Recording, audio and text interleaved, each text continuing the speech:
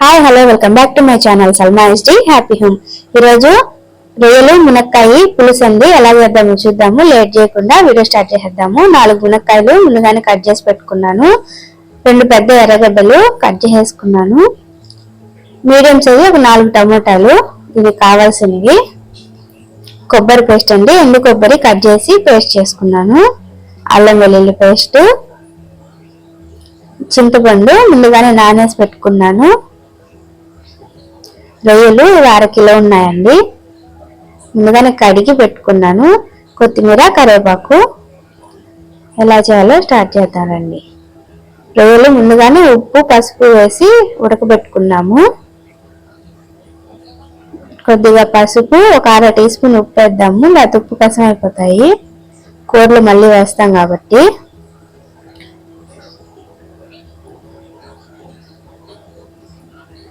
కొద్దిగా ఉప్పు అండి, ఒక 1/2 టీ స్పూన్ కలిపి కొద్దిగా వాటర్ పోసి పొయ్యి మీద పెట్టేసుకుందాము.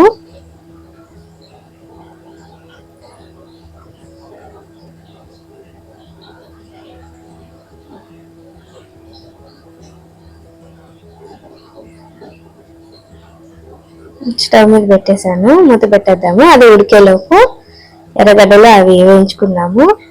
దాన్ని వేడెక్కిన తర్వాత ఒక 4 టీ స్పూన్లు ఆయిల్ వేస్తున్నాను.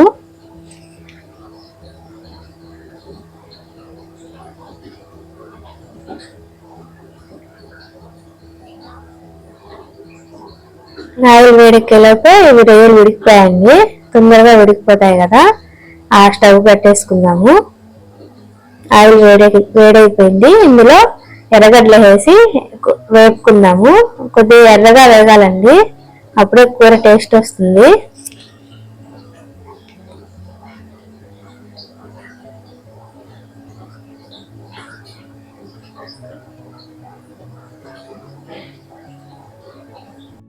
చూసారా, ఎర్రగా వేగింది కదా.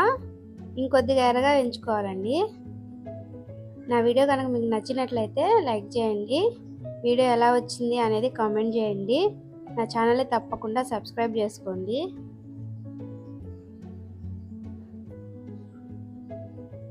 కలర్ కూడా బాగా వస్తుందండి ఎర్రగడ్డలు బాగా వేయించుకుంటే. కూర చూడడానికి కూడా బాగుంటుంది, టేస్ట్ కూడా బాగుంటుంది.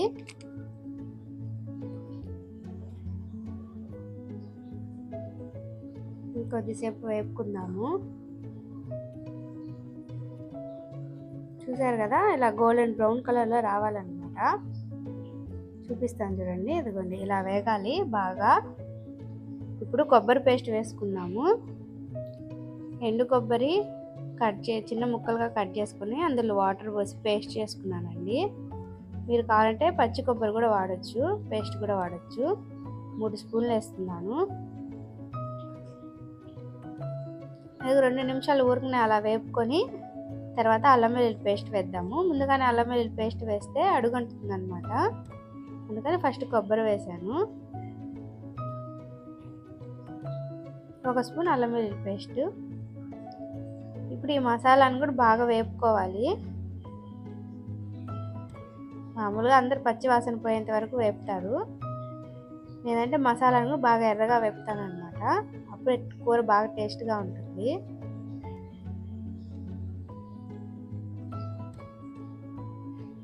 ఈవెన్గా స్ప్రెడ్ చేసుకుంటే తొందరగా వేగిపోతుందండి కొబ్బరి. నా ఛానల్ని ఖచ్చితంగా సబ్స్క్రైబ్ చేసుకోండి. ఇలాంటి మంచి మంచి రెసిపీస్ ఇంకా ఎన్నో అప్లోడ్ చేస్తాను.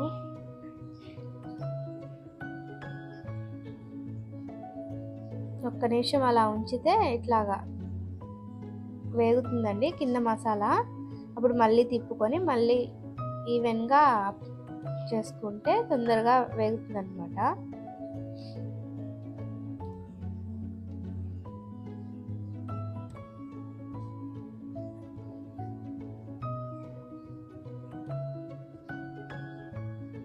చూసారా ఎలా వేగిందో, ఇలా వేపుకోవాలి. టమోటాలు వేసేసుకున్నాము.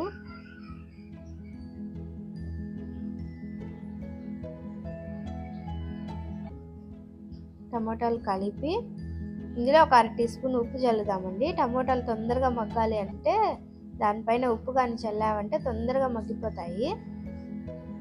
ఒకసారి బాగా కలుపుకొని సాల్ట్ వేసి మంట తగ్గించుకొని సిమ్లో పెట్టుకొని టమోటాలు మగ్గించుకుందాము.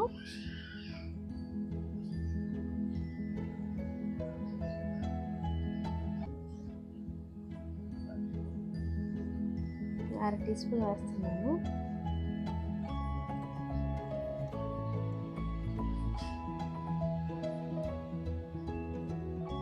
కలిపి మూత పెట్టి మగ్గించుకుందామండి. టమోటాలు మెత్తబడాలి. జలుబు చేసేస్తుందండి, అందుకే ఫాస్ట్గా బాగా మాట్లాడలేకపోతున్నాను, ఊపిరి ఆడట్లేదు.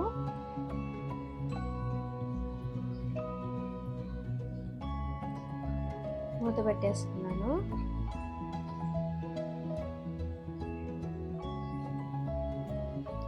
ఒక 2-3 నిమిషాల తర్వాత చూస్తే మగ్గిపోయి ఉంటాయి.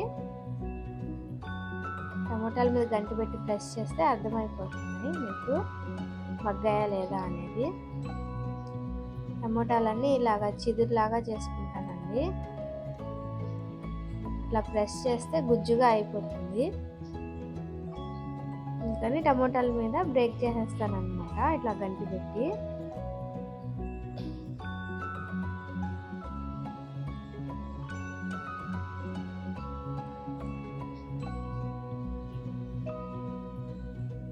నా వీడియోని తప్పకుండా లైక్ చేయండి, నా ఛానల్ని సబ్స్క్రైబ్ చేసుకోండి.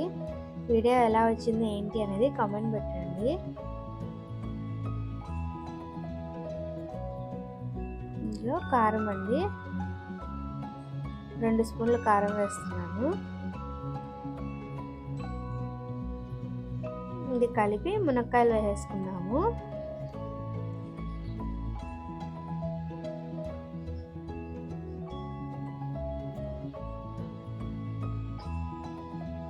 మునక్కాయలండి ఇందులో వేస్తున్నాను.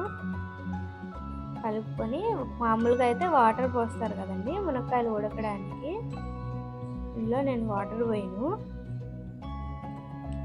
రొయ్యలు ఉడకబెట్టుకున్న వాటర్ ఉన్నాయి కదండి, ఇదిగోండి ఈ వాటర్ ఉన్నాయి కదా, అవి వేస్తానన్నమాట. మామూలు వాటర్ కన్నా ఈ వాటర్ పోస్తే కొంచెం టేస్ట్ బాగుంటుంది ఉడకడానికి. ఇందులో వంచేసుకుంటానండి నీళ్ళంతా.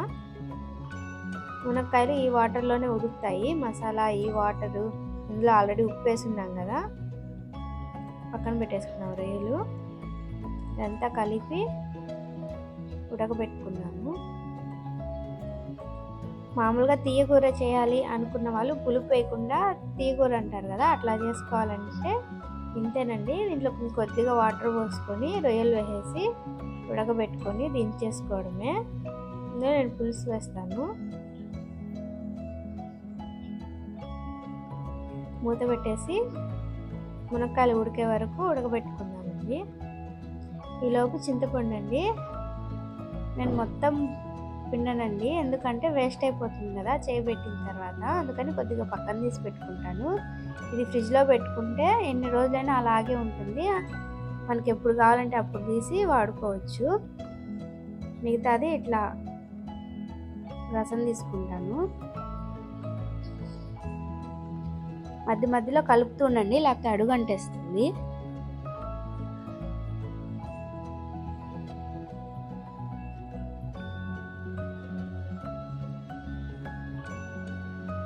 ఇందాక తీసుకున్న చింతపండు సరిపోకపోతే మళ్ళీ పక్కన తీసి పెట్టుకున్న దాంట్లో నుంచి కొద్దిగా వేసుకొని వాటర్ పోసి కలుపుకొని వేసుకోవచ్చండి. మొత్తం కానీ చింతపండు అంతా పిసికేస్తే మళ్ళీ చెడిపోతుంది చేయి తగిలితే, అందుకని కొద్దిగా పక్కన పెట్టేసుకుంటాను నానిన తర్వాత. అది ఎన్ని రోజులైనా ఫ్రిడ్జ్లో అలాగే ఉంటుందండి, ఫ్రిడ్జ్లో పెట్టేస్తే. ఇంకోసేపు ఉడకబెట్టుకుందాము. సగం పైన ఉడకాలండి, మునక్కాయలు ఉడికిపోయాయి.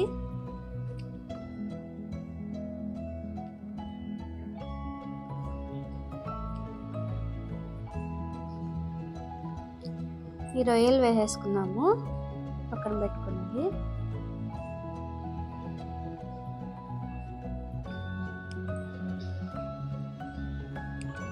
ఇప్పుడు చింతపండు పులుసు వేసేసుకున్నామండి.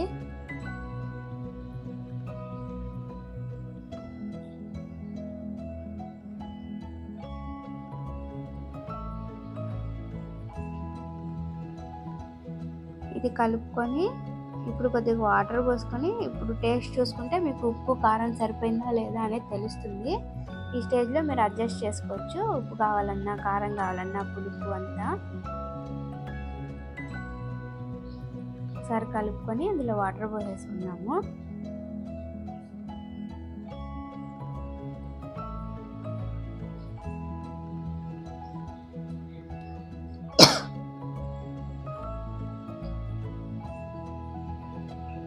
కొద్దిగా ఎక్కువగానే వాటర్ పోయండి, ఉడికేలోపు కూర చిక్కబడిపోతుంది. మునక్కాయలు రొయ్యలు అంతా బాగా ఉడికేసరికి కూర చిక్కబడిపోతుంది.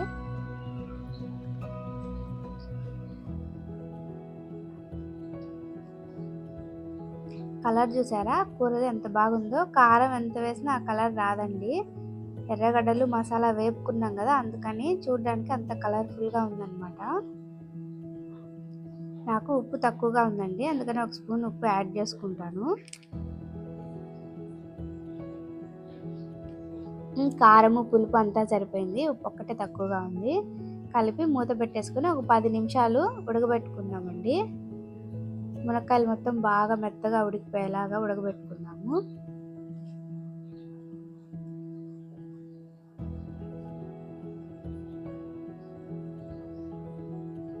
ఇప్పుడు నేను కరివేపాకు కొత్తిమీర ఇప్పుడు వేసేస్తానండి.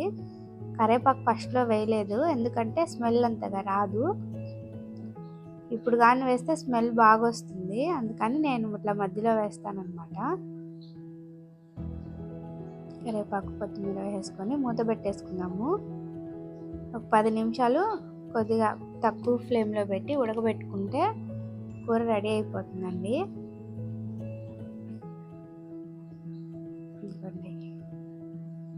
మునక్కాయలు కూడా ఉడికిపోయి మెత్తగా అయిపోయి పైకి తేలినట్టుగా వచ్చేసాయి కదా, ఆయిల్ కూడా సపరేట్ అయిపోయింది కదా. ఎప్పుడు నేను వేసే మసాలా వేస్తానండి. చెక్క లవంగా పొడి ఒక 1/2 టీ స్పూన్ వేస్తున్నాను.